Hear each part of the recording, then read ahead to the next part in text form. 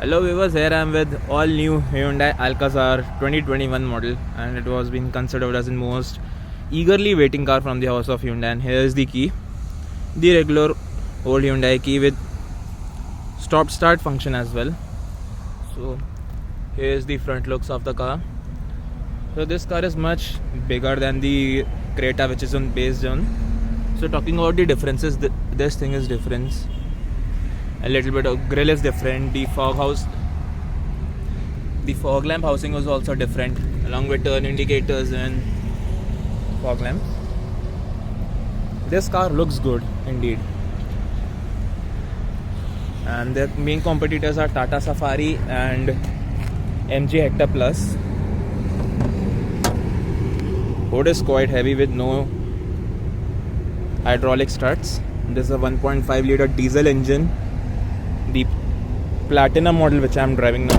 This is a second top model, and in this I think the engine feels little bit less as compared to the size of it, and since it's 200 mm longer than the Creta, but it has its own trick up its sleeves. These are its 18-inch rims, and like it's 17-inch rims on Creta. The fuel tank capacity is also similar at 50 liters. This is the rear profile of the car with Alcazar badging on it. I feel like a bigger engine would be better for this car, since it's heavier, longer and taller than Creta. In Creta it does the job pretty well, and there's the subwoofer on it. It has 8-speaker Bose system.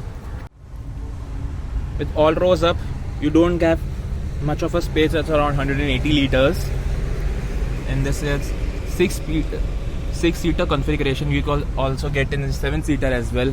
It doesn't have power tailgate, which is a huge miss in my opinion. The name is quite interesting, Alcazar, and these are the tail lamps, which looks decently fine. And we do get side footsteps, and we do have good ground clearance.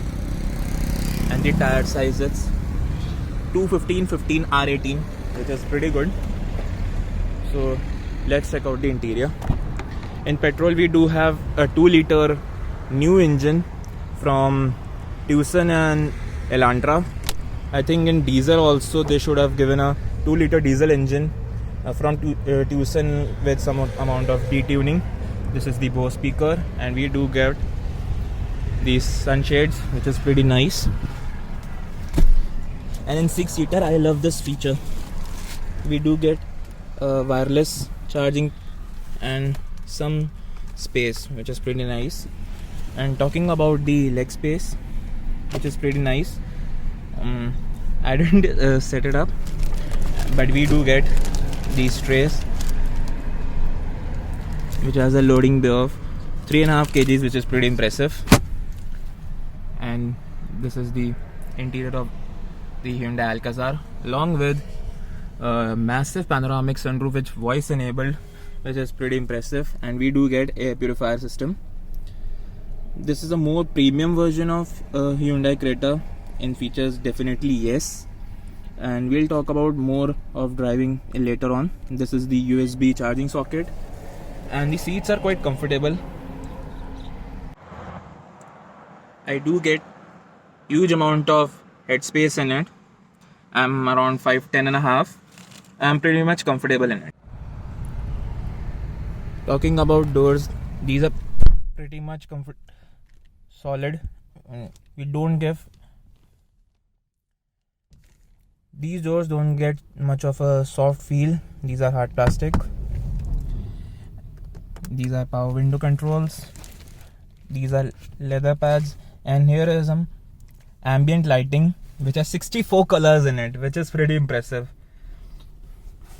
These are the interiors, similar to Hyundai Creta, obviously, because it's majority a bigger version of it. So let's check out the interior from the driving seat. Before climbing into driver's seat, this has keyless entry, and with auto folding mirrors, and this is the automatic variant. And these are the power seats, 8-way adjustable, which are pretty much comfortable. Getting in and out is pretty much an easy affair. Oh, we do get nice instrument cluster.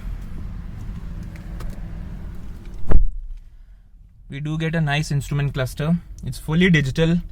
Unlike the Creta, it's much more modern, much more crisp. And this is the steering wheel, similar to newer Hyundai cars. This is the massive 10.25-inch touchscreen infotainment system. AC vents, and AC is quite powerful in the scorching heat. This is also a speaker grill. And we do get a paddle shifters in diesel, which is pretty impressive. Let's turn out this. So the instrument cluster is pretty much impressive. And we do get... Hi, have a wonderful afternoon. And don't forget to wear seatbelt. This is pretty much an impressive feature to give. Oh, we do have low range, so they are showing fuel stations, which is pretty much an impressive. I quite liked it. So let's turn on this car. A silent engine. And this is the gear knob, and it changes, which is very nice. We do have steering mounted audio controls and Bluetooth telephony and voice commands to turn on sunroof as well. Along with it does have Hyundai Blue Link connectivity along with SOS feature and to attention assist as well. These are wiper controls. The throw is pretty much nice, along with auto headlamps and the rest of the features which you expect in a 22 lakh rupees car. And the touchscreen is quite slick and does have air quality control, which we can check out in this. I wish you could see in this. And these are the AC controls. AC is quite impressive in this heat. And here we have a wireless charging cradle. This is the gear knob. Typical, it's a torque converter unit, not a DCT, not CVT. And we do have drive modes. I think it's an overkill to include these features since it's in a front wheel drive car. And we do have electronic parking brake, auto hold, and here is the 360-degree camera system.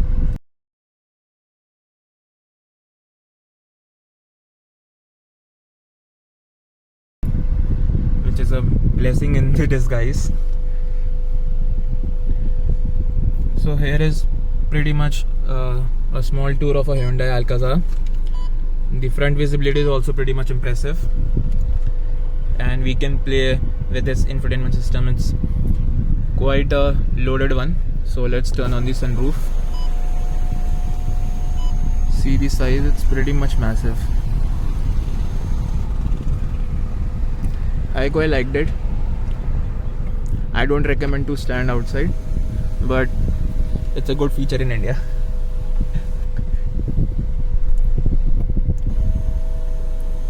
And it closes automatically during rain as well.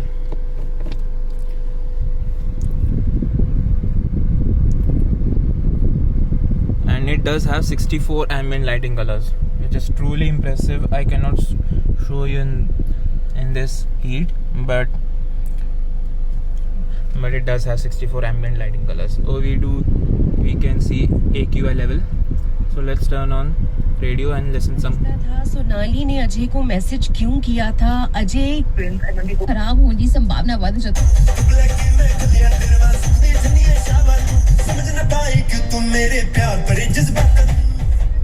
The sound quality is impressive. Since it's a Bose system, I quite liked it. I don't know the wattage of it, but it's pretty much impressive. And the glove box. We do get ventilated function in this, and it's loaded. with space. And passenger side we do get manual seats, unlike in top model we do get electronic function for both driver as well as passenger, but in this second top model, which is Signature, we do get electronic seats from the driver itself. So without any delay, let's take off for a spin and let's see how it performs. So taking off for a spin, first and foremost, I've driven it for a couple of kilometers now, around 10-15 kilometers. First thing I would like to tell is it is pretty much a refined engine. Even though it's a diesel, if you're driving in a very smooth or in a very sedate way, it is very much a better city car, and it performs well in city as well as on occasional drivings on highway. And the steering feel is pretty much light. You don't get that heft during high speed driving as you expect in a car.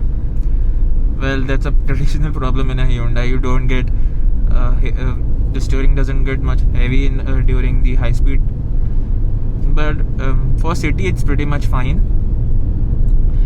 Talking about performance, yes, it's the same engine from Creta with same tuning with 115 PS and 250 Nm of torque, and the gearing ratios are not at all different.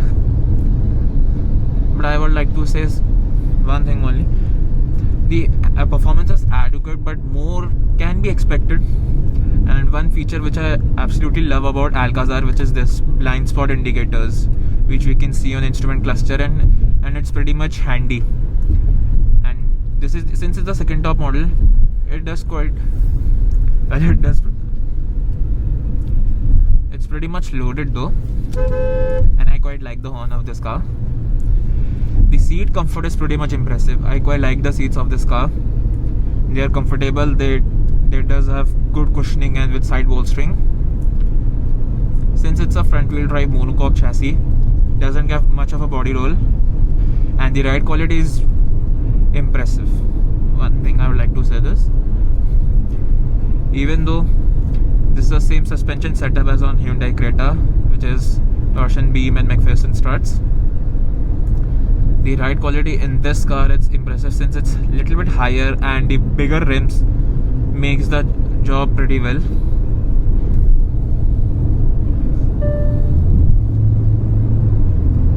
And talking about this gearbox, it's a 6-speed torque converter unit, and when in manual mode, in red line, it will shift the gear.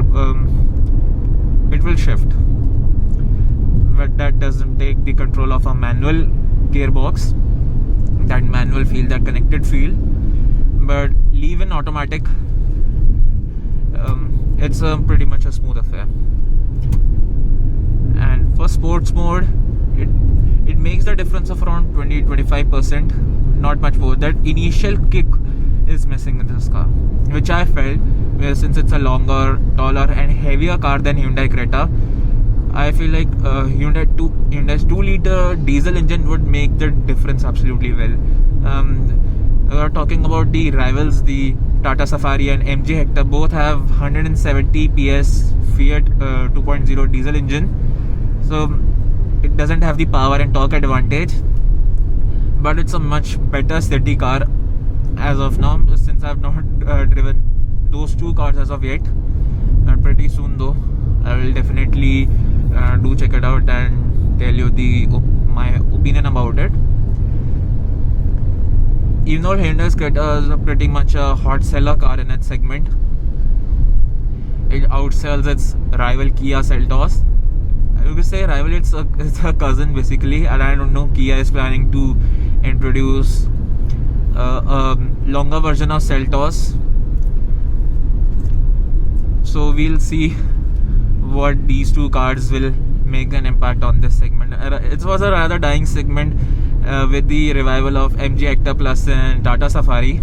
This segment gathering some interest, since we don't have much options of around 20 lakh price bracket of 7-seater SUVs. The only option earlier was XUV 500. Now they're also going to plan a new variant of it, so we need to see what that car is all about. So that was pretty much it from my side. I hope you found this video useful. Until then, see you around and goodbye.